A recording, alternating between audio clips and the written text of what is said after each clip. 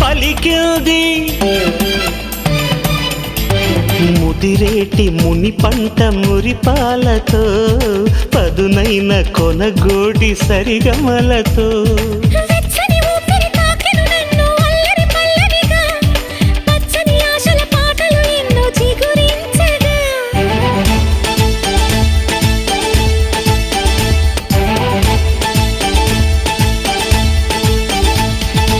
అందాల ప్రాయం కందింది పాపం పూవంతి తాకిడికే